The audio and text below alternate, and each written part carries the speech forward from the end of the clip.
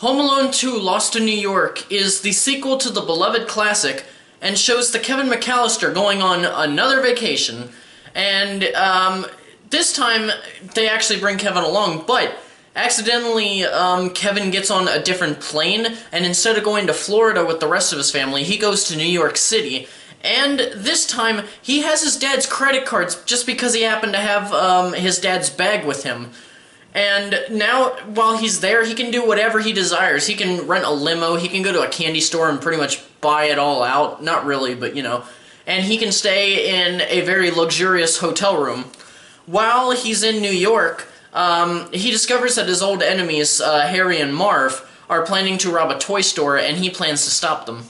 I won't be talking about the performances, really, because the ones for the three main people are just as equally good as they were in the first movie, though I will say that Tim Curry is as good as ever with his role as the hotel concierge.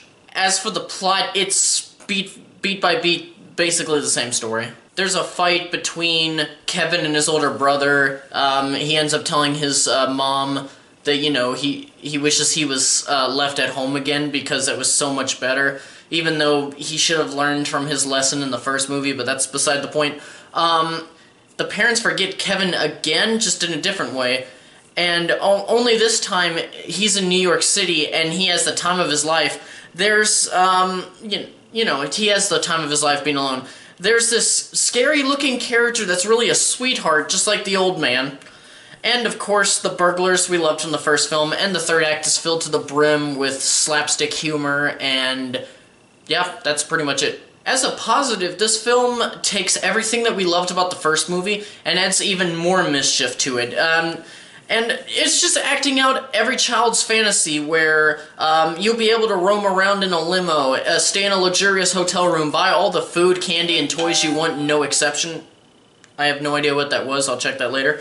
And hell, I still get that dream every once in a while. I would just add movies and video games to that list. There's also this big sense of adventure in Lost in New York than there was in the first movie, or that you could have even had with the first movie, because it was more grounded. It was mostly focusing on the neighborhood that Kevin lived in. The slapstick third act is, in my opinion, more entertaining than the original, because they were able to go to extremes and just go insane with a lot of stunts with Daniel Stern and Joe Pesci that I don't think that they would have been able to really get away with in the first movie.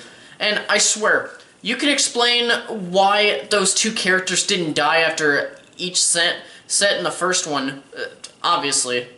But I don't understand how they did it in Home Alone 2. I mean, Marv should have died when the third brick hit his head. I mean, he should have been clinically dead.